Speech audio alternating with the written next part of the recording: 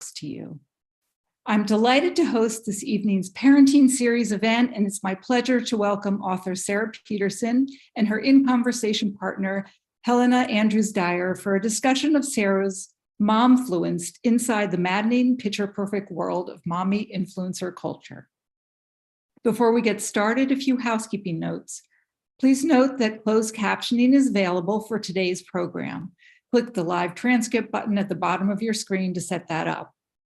Also, you can click the link we will drop in the chat to get your own copy of Momfluenced.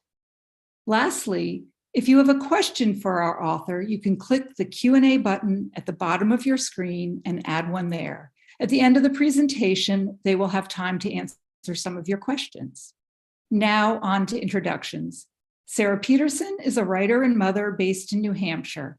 Her essays about feminism, domesticity, and motherhood have appeared in the New York Times, the Washington Post, InStyle, Glamour, The Rumpus, Long Reads, and elsewhere. Momfluenced is her first book. Helena Andrews-Dyer is an award-winning culture reporter for the Washington Post, covering the intersection of popular culture, race, politics, and art. She's written 3 books about women and motherhood. She lives in DC with her husband and 2 carefree little brown girls. I'm delighted to turn the event over to them. Hi, thank you so much. Yes. Okay, so Sara, you're going to read from. Yes. Let's put the book up. Let's all. Okay. Yeah. Here it is. Influenced.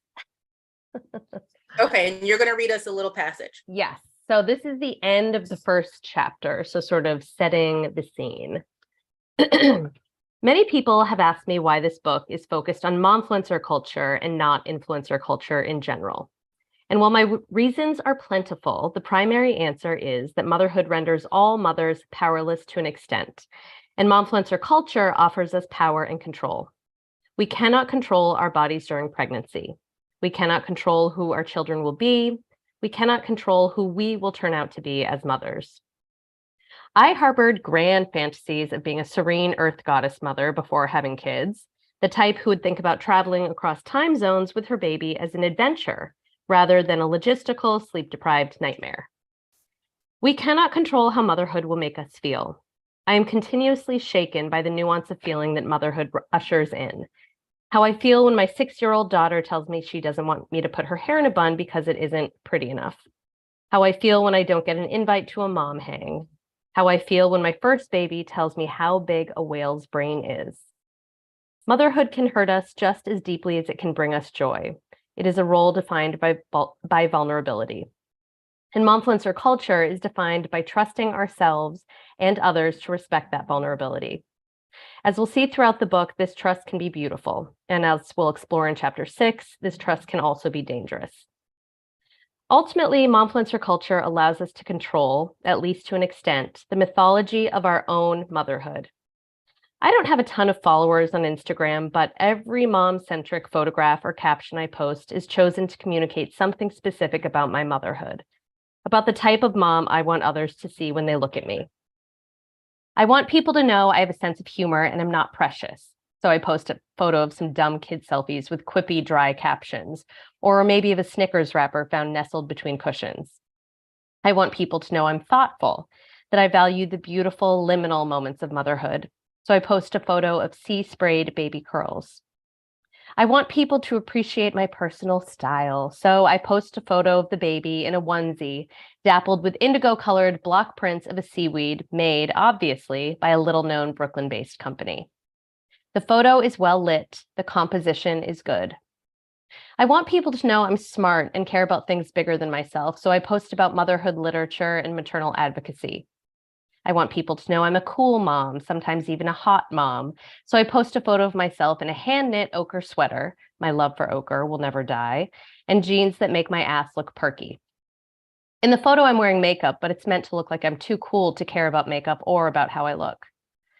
I want people to know I am loved, and therefore I must, to some extent, be a decent mom, so I post a photo of smiling kids snuggled in my lap. A couple thousand people digest my mythology, and who's to say it doesn't impact how they think of their own motherhood mythologies? I am a mother on Instagram, and what I choose to show influences those who watch. I am a momfluencer. If you are a mother on Instagram, so are you. Sara, thank you. Oh my goodness. So I have to say, so we've met before, obviously. We chatted a couple months ago, right before my book came out, and had an excellent talk about motherhood and race and all the things that like come into the confluence of this insane new identity. I wanted to start, it's funny, as I was reading the book, which I'm going to keep showing it, which I devoured in like 2 days. And as I'm taking, it was hilarious because I'm taking voice notes to myself to, facilitate my questions.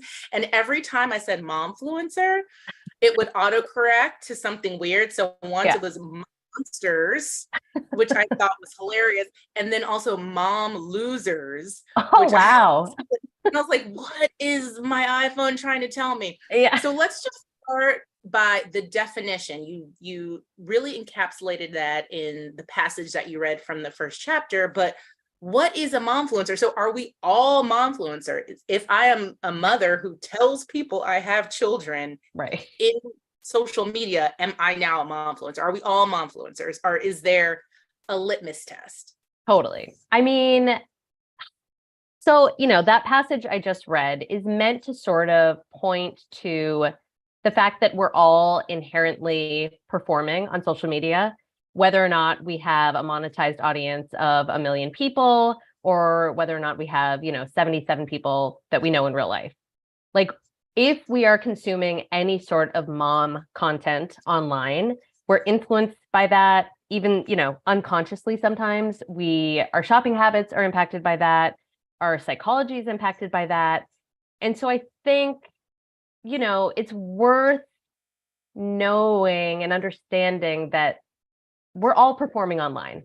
And I think momfluencers who have monetized their accounts through sponsored content or affiliate links, there's this perception of the fact that they're performing, like, just because we know everybody's performing and they're getting paid to do it, there's this like misogynistic attack leveled against them that is bad.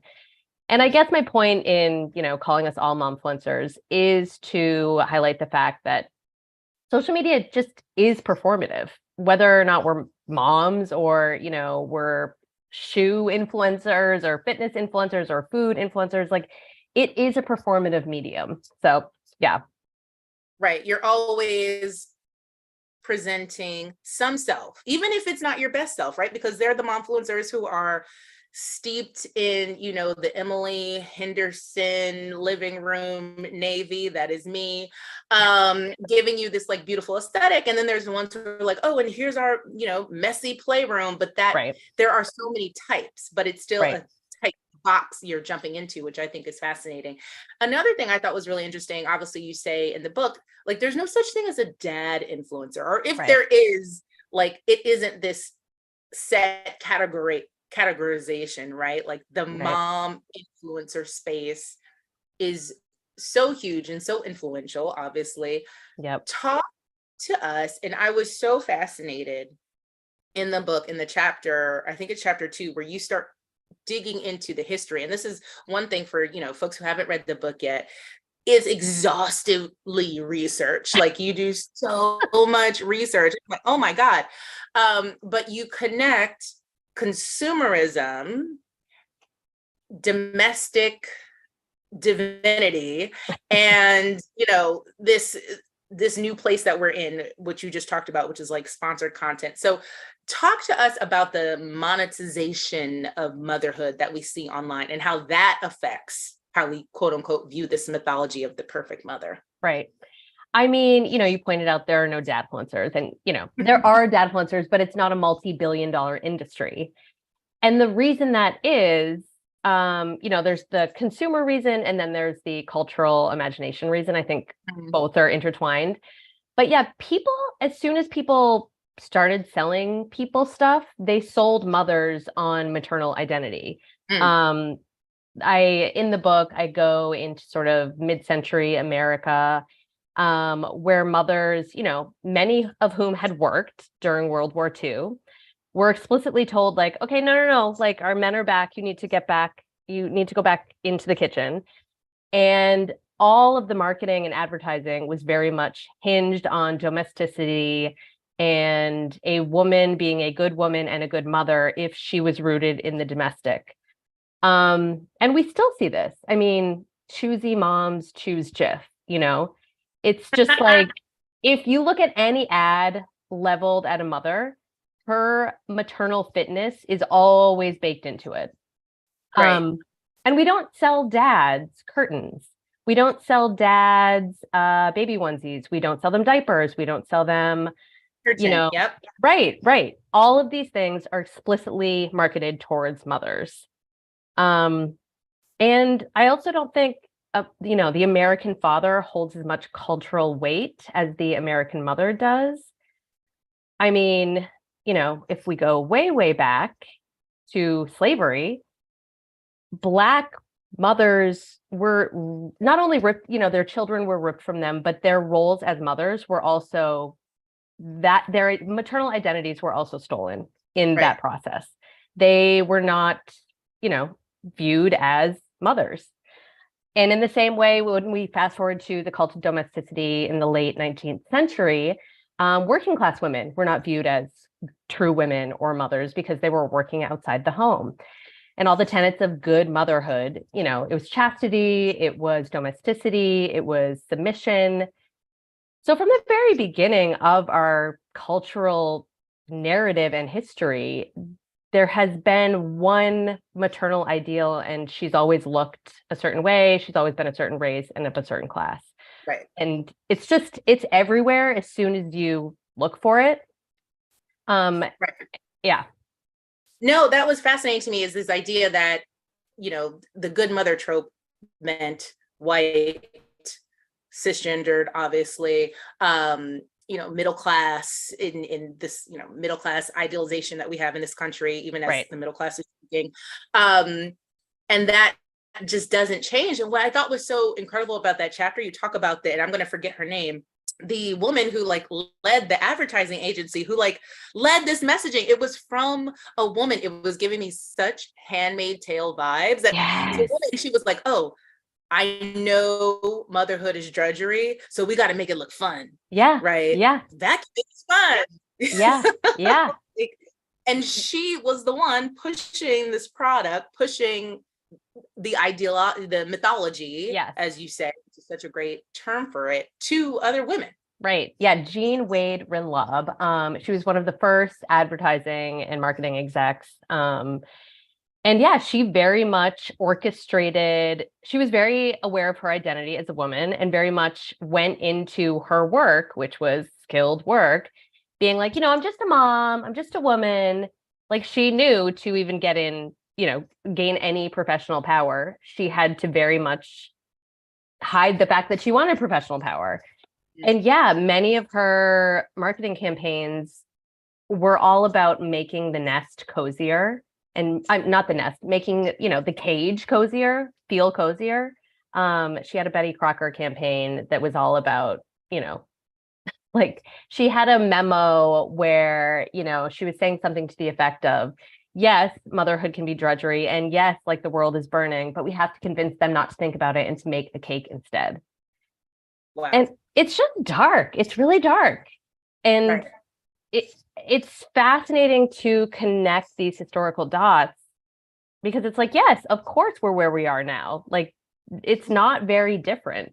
It's just modernized and, you know, different medium, and the language is a little different, but I think the messaging is largely the same. And so in connecting those dots, because again, this is what's so fascinating about the book. So we talk about, like, you know, the Betty Crocker of it all, which is funny because I'm watching the last season of Mrs. Maisel, and it's giving me those vibes as well. Yep. And then you go to the Momfluencer, the one who's actually making some money off of social media, specifically Instagram, because that's where you sort of like, that is where the Momfluencer is the most visible, obviously, in the visible medium.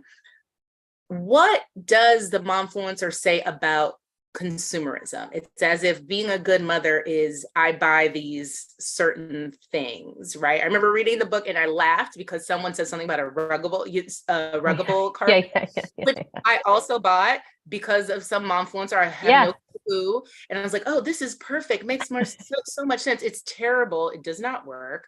Don't sue me, ruggable. But literally, I bought it because I saw it on Instagram in some house that looked awesome, and not consciously thought to myself like, oh, I'm buying this to be a good mom like this person I follow. But that's exactly why I bought it. Right. Well, because like making our homes beautiful has become wrapped up in our mothering, goodness, which makes absolutely no sense. I mean, like home decor has absolutely nothing to do with the labor of mothering. It has absolutely nothing to do. I mean, our jobs are to create a safe environment, but like everything else is just icing on the cake. But it's so wrapped up in motherhood, and it's so wrapped up in, gender. Again, we're not expecting fathers to be preoccupied with fucking washable rugs, like that's not wrapped up in a father's job the way it is when it comes to motherhood, that she needs to not only be this domestic goddess that can cook and clean, but also is now an interior designer and decorator and all of those things. Talk to us about authenticity, because that is also what you tie up in the book with the consumerism piece, because these moms that we follow on Instagram, those of us who follow moms on Instagram, again, as we talk about the mythology, it's like, okay, I'm following her because she's real and she's showing me these, real snapshots of her life, even though we all know they're not real, they're staged, they're put together. But there's an idea in our head as followers that this is authentic.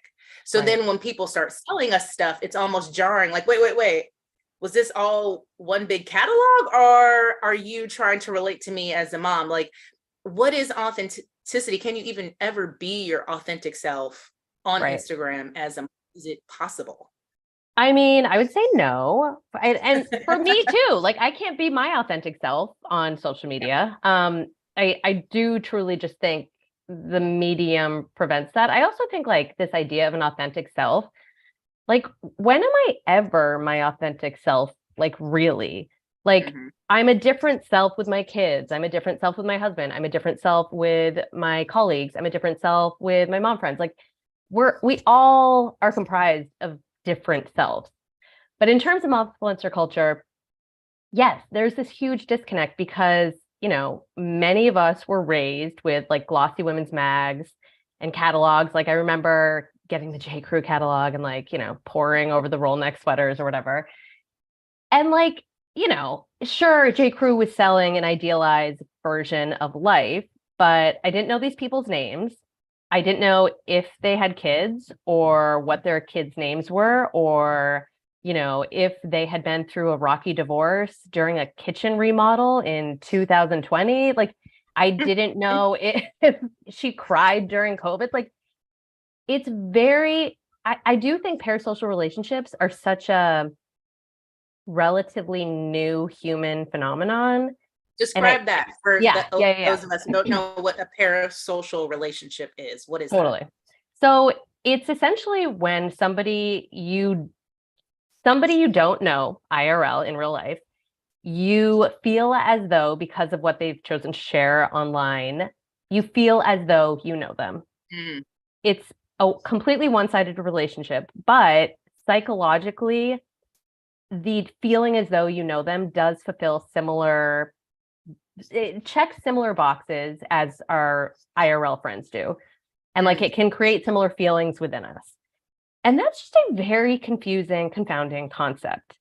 Like when I find myself dreaming of some of these people who I've followed for years, like they are in me in a very meaningful way, despite the fact that they don't know who I am. And yeah, I just think that as a concept is really difficult to wrap our heads around.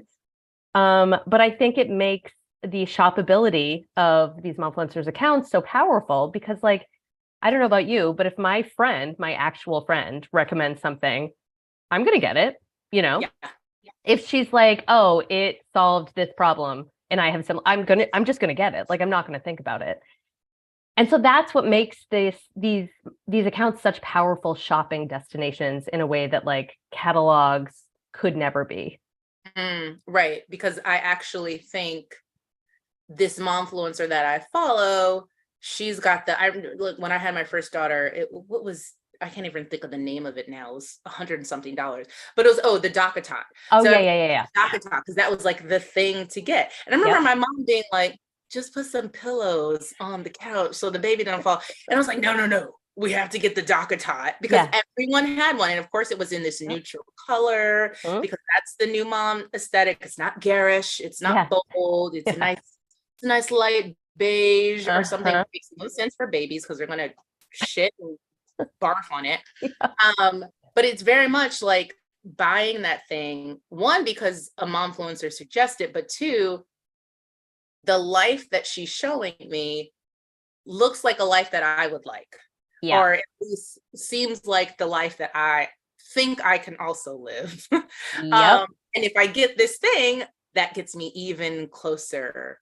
Right. Yeah, the DockATot is like a perfect example. Like so good. Like it didn't exist when I had my first two. It did when I had my third. And I ended up getting a hand-me-down DockATot. But like with my first two, I rolled up a towel and like wedged, you know what I mean? And it was fine. Yes. And they were fine.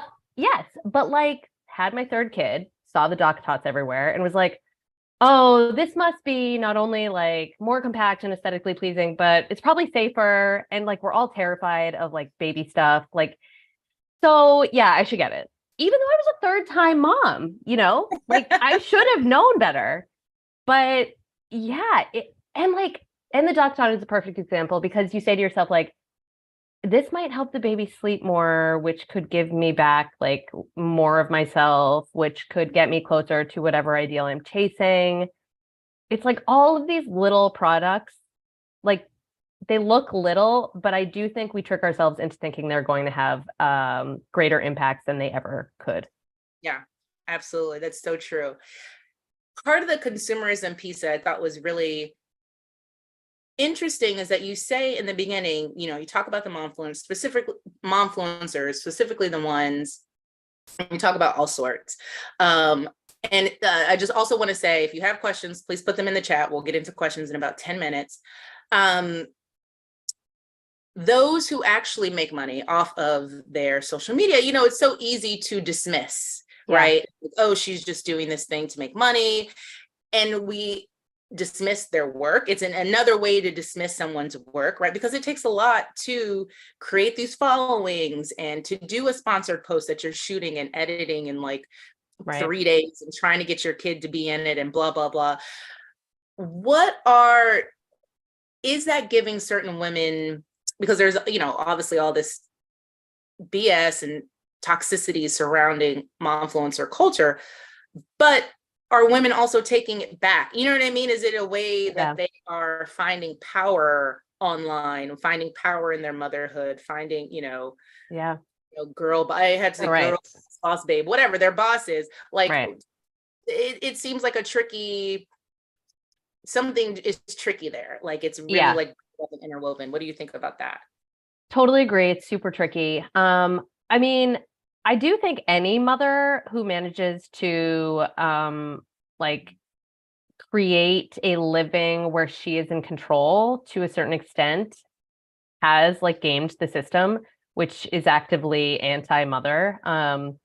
So few of us are able to show up to work as our true mother selves. You know, we're really expected to leave that part of ourselves at the door. So yeah, I totally empathize with people that see momfluencing as, you know, the career of momfluencing as sort of a loophole, like a way to have balance. And yes, hell yeah to anyone that basically owns their own business. But the vast majority of women I talked to for the book expressed really complicated feelings about essentially the fact that there is no balance. I mean, it is if it's their full-time job, they're writing, they're editing, they are photographing, they are emailing about business contracts, like they need childcare. And I think there's this idea that like, no, the whole point that you did this is to stay home with the kids. And that's the only way we'll forgive you for doing it. Like you need to be still like self-sacrificial. You better be home with those kids. If you have a babysitter, then like this is all fake. And that's so absurd. Like when we think of like magazine editors who work for like Real Simple, like do we expect them to be at home with their kids? Like they're doing functionally very similar work. So yeah, and also the whole idea of like, you know, I know about her postpartum depression, so why is she selling me something? Like that can be a both and. Like you can feel personally connected to someone online. You can feel like you have commonalities with them. You can feel as though their presence makes you feel validated. And you can also like be aware of the fact that it's also a job for them. So like give them your little, you know, do their little 20% off code and give them a little money rather than like, you know, the corporation that, you know, Target, you know, Corp, whatever, whoever owns Target. Like, I think there's this real, we feel icky about mothers wanting money, I think. Interesting. Are mothers capitalizing off of motherhood? Like it shouldn't be something that we make money at. Right. Because it inherently should be unpaid labor. Right. And it should all be done from the goodness of our hearts. We should do it willingly. We should love it. And yeah, if we don't love every second of it, and B, if we have figured out a way to utilize our identities to also make money, I think that is seen as like shameful and dirty in many ways by folks. Right. Which is, I mean, just a reinforcement of patriarchal culture. So it's like, yes, girl, do it, but also like, don't make me feel bad about myself. You know, there's all these like competing ideologies there. And before we get to questions, I want to ask, I have to get this last thing, and I'm sure we'll get to it at some point, because I think the way you weave in race in the book, and you know how marginalized communities have never been able to assess the good mom trope, which has always been thin and white, is fascinating and necessary. I love in the book how you said you're like, oh, I'll one chapter will deal with this, and then you realize like, no, it has been weaved into the modern motherhood and mythology since time immemorial, so they can't be separated.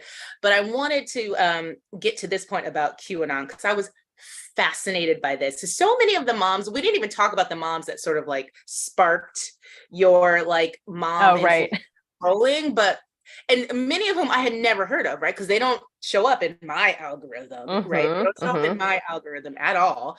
But there were these moms who, in another podcast, I heard you refer to them as like pastel QAnon. So it's like they're showing us, at first it's like there's one mom where it's like beaches and there's all this inspirational quotes, and I'm looking at it, I'm like, yes, I want the beach vibes, like, and then all of a sudden she's like anti-vax and you know that, and the babies, protect the children. Talk to us about that, like just insidious sort of icky underbelly. It's almost like the weird sewage like rolling under the ocean of mom influencer culture, when it's these moms who are touting these really dangerous ideas. I just want to say, I did not come up with the phrase pastel QAnon. I cannot remember who coined that phrase, but it was not me, so I don't want to take credit for it. I love it. It's so good. So yeah, I mean, okay, so many moms that adhere to certain ideals of motherhood, I think, are quietly and implicitly upholding, you know, white supremacy, gender essentialist norms, you know, without explicitly doing it. So there's that. But when we're talking about like the openly white nationalists and QAnon momfluencers, that's, I think so much of this is my grand theory. I think so many white moms specifically are lured into, hate groups and conspiracy theories as a way to have access to cultural capital. Particularly if their work is rooted in the home or they're stay-at-home moms, which is like a very imperfect phrase. We still need to come up with like a better one. But yeah, if a white stay-at-home mom is with her kids all day, not seeing a lot of adults, nobody's curious about her inner life. Nobody's curious about her intellect. Nobody's curious about what she thinks. If she is then, if she reads, a Facebook post or a comment section where like little seeds of, white nationalism or QAnon being this very like, it's all about protecting the children. It's all about being a maverick, being a rebel, being a free thinker, doing independent research. Like that's very appealing for someone who's really disenfranchised in many ways from mainstream society. And yeah, and I think for someone like that who is looking for purpose and meaning and looking to feel seen as a human, touting the benefits of the nuclear family and, choosing to be led by her husband and doing it online publicly is a way to gain something for herself in terms of, whether it's clout, whether it's her status as an authority figure. I do think that's a very potent promise for a lot of moms. So it almost seems like a way to make it all make sense, right? Whatever this mom might be feeling. I felt like it was like a way to make her labor work for her. Yeah.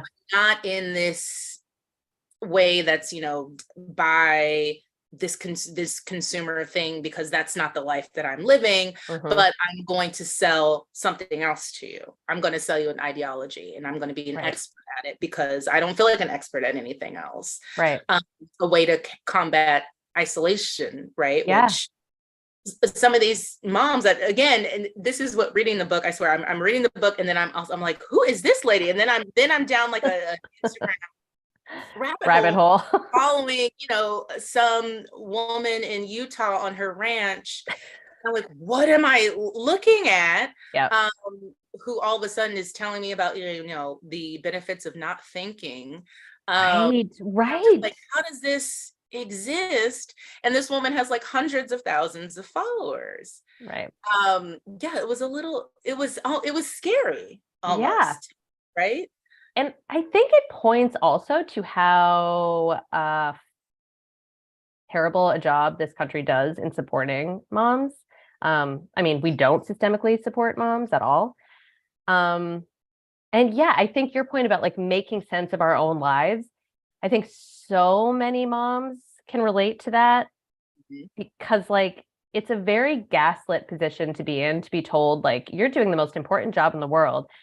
And you live in capitalism where worth is equated to monetary value and you're not getting paid for that labor, but it's the most important job in the world. Like it's just baffling and impossible to make sense of. And yeah, I think there's also like such relief to be found in like following a script. So like if I am going to go all in on this like nuclear family, the man works outside the home, I am the moral center, and it is my noble duty to be in the home. Like that is a way of making meaning for oneself, I think. Yeah, absolutely. Yeah, it's fascinating. That piece of it, literally, it was like an hour I spent scrolling. I want to get to questions. Hold on, bear with me, folks. Okay, I'm going to read these. Oh, this is a great one from Alex G. Alex G, thank you. Was there anything you didn't expect to learn that you did learn while researching the book? Didn't expect to learn. I mean, I do think I went in with a very narrow idea that like all moms were just stressed about not living up to perfection. Like, because I was very much coming at it from a I feel like a shitty mom because I'm not perfect. And that's just like the tiniest piece of this whole thing. And I do think in a way, mainstream discourse on motherhood trains a lot of white mothers in particular to view that as the central problem. Mm. And I don't know if, I don't have like a grand conspiracy theory that like it's all on purpose. So we don't look at like, the bars of our cage or whatever. And like the actual systemic inequities that are operating and harming so many moms, all moms, but mostly marginalized moms. And yeah, I do think I went in thinking like, this is about that. And sure, it is about, it's a little about that. It sucks that people feel less than or inferior or insecure because of their consumption of this stuff. Like, I'm not trying to denigrate that as not a thing, but it's the least of the things. I mean, I remember talking to Mia OMalley. She is a fat momfluencer, and she was saying like, there's all this thankfully renewed focus on like maternal mental health. And she's like, but as a fat mom, when you don't see yourself represented anywhere in mainstream media or even like medical posters in the OBGYN office, like that erasure is really bad for mental health, in addition to being bad for physical health in terms of getting, access to weight inclusive healthcare. But I had never connected that. Like, yeah, if I don't see myself anywhere and I'm like embarking on this really scary, life altering experience of raising a child, that's going to have a profoundly destabilizing impact on mental health. So that's just like a little example. I could never have written this book without all of the many people who spoke to me, who took the time to speak to me, in all of, there were so many books that were huge in terms of impacting how I wrote this book. So it felt like, cheesily, it felt sort of like a collaborative, like, conversation. No, I mean, not cheesily. That is how the book read, as you talk to different people and let them really gave a lot of quotes, a lot of air, and let folks like explain themselves very clearly. I think with the Mia OMalley example, as you say, it seemed when she talked about erasure, and then she even talked about, she gave this great anecdote in the book where she had, she calls herself a fat mom, right? She's reclaiming the word fat. And talked about plus size pregnancy, and she had these beautiful photos done, and a very popular motherhood site wanted them but didn't want her to use the term plus size pregnancy, right? And it was just a stark example of the way that we decide, right? We women, building the mythology. And I swear, I wrote in so many margins, like Handmaid's Tale. we are complicit, not only complicit, but like culpable, and building into the mythology of motherhood that, oh, it's not this thing, it's this thing. And it's like, no, girl, that's not it. That was like heartbreaking to me almost. Yeah. And I think that was, as I say, I'm going to tell you what your book is about. That was like the deeper message of the book to me, is that one, we as women participate in this, but two, that there are so many other layers to this mythology that are harming people in ways that you would never recognize, right? Okay, getting to more questions. This is from Anonymous, not QAnon, but just Anonymous. What sort of emotions did you go through when writing and researching the book? So many. So many. I mean, in talking about complicity, it was, I don't know, the Bachelor franchise has ruined the word journey, but it was like understanding my own complicity was really a huge part of this. Like, again, I went in feeling bad about myself because I wasn't living up to some maternal goddess ideal. And what I came to understand is that not only is me longing to adhere to that maternal goddess ideal a waste of my time and energy, me putting focus on that is like actively shutting my eyes to things that impact like all mothers in community and, the collectivity of mothers. So that was really, I mean, I'm just so grateful for undergoing that experience. It was really awkward. It felt really messy at times. In combat or understanding my own past experience, like, white feminism as opposed to intersectional feminism. Yeah, a lot of that education, feels uncomfortable, but I'm so grateful that I got it. And, I had the privilege to spend time with all of these writers and thinkers. And yeah. I thought that was another really, really powerful moment in the book. And you see you on that journey, right? You're right. Journey is a term that's been rode hard and put away wet, but you see that journey because as I mentioned before, you mentioned in the book, there'll be like one chapter about white moms. It's like, oh, no. This is it. This is part of it.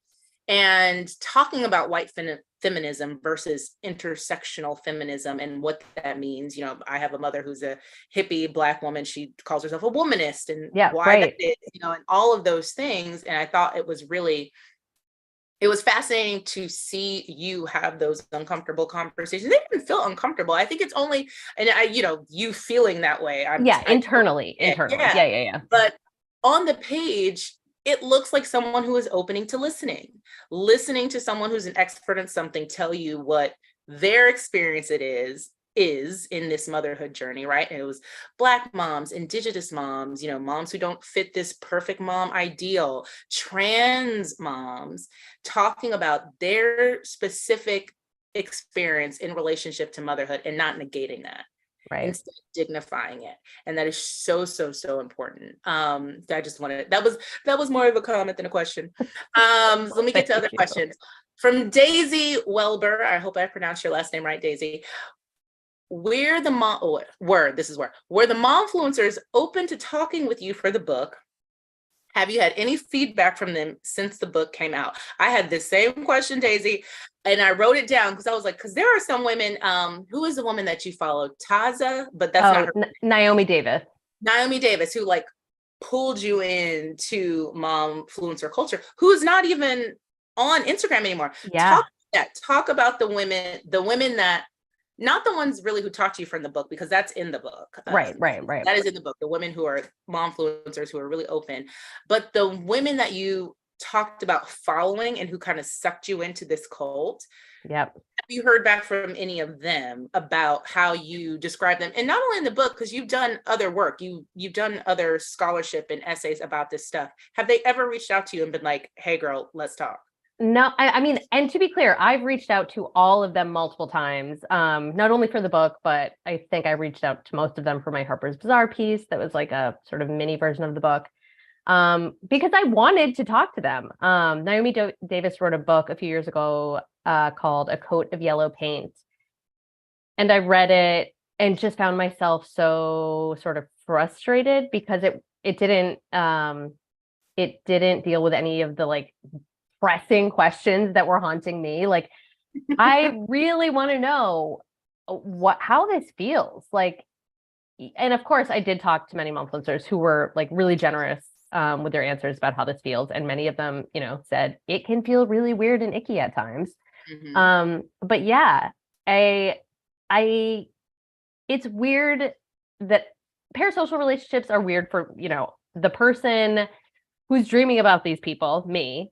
But it's got to be so weird to be them, knowing that there are potentially thousands of people who know, your third kid's middle name and what their favorite ice cream flavor is. Like, mm-hmm. I can't even begin to wrap my head around that. So I haven't heard from any of the ones that, I specifically like analyzed in the book. And I did try really, really hard to make it clear that this is about me and my perceptions and my, how I've translated their content and turned it into something about me. Like, I don't know these people. They're real people and they're only sharing slivers of their lives. I do not have any expectations that they owe me anything or should show us everything.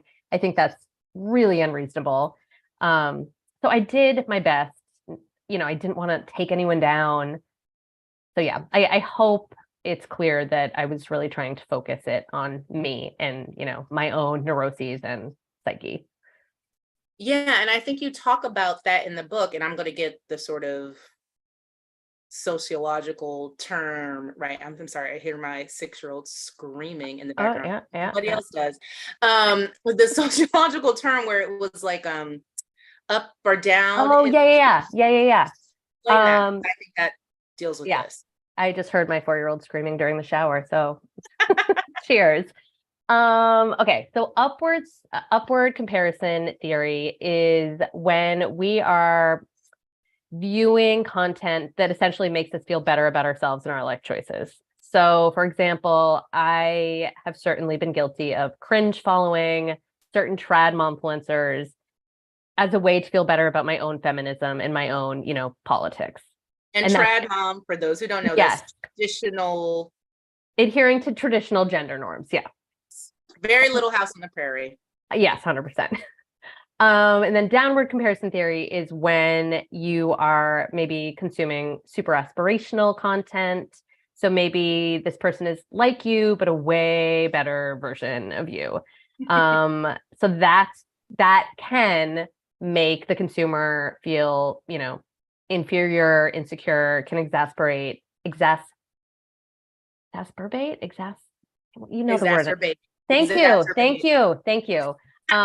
Like, you know, underlying mental health stuff, like it can have that impact. So those are the two sort of, it can be like a positive thing, right? It makes you feel better about your own choices, even though it's still sort of like a cringe follow, right? Or it can make you feel bad about, you know, my countertops are not as clean, you know, my children don't have a Montessori playroom, like it's, we have two more questions.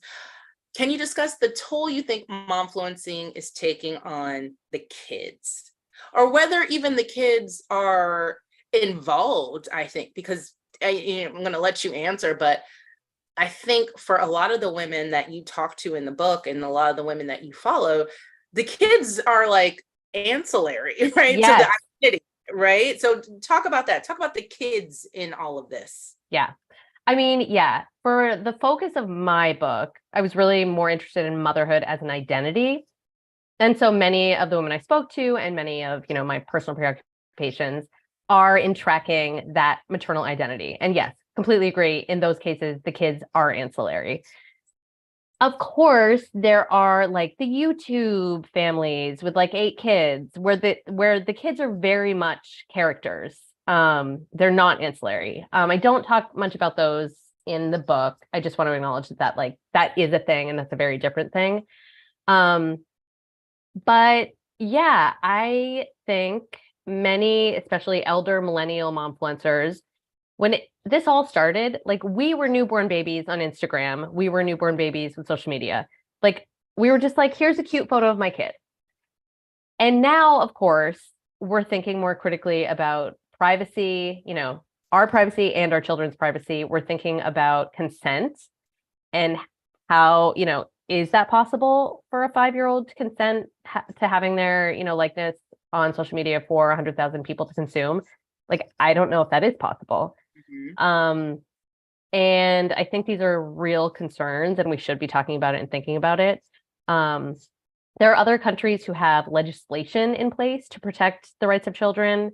You know, you have to put a certain fraction of your pay if your children were involved in like a trust account, for example. And you have to like register with the government.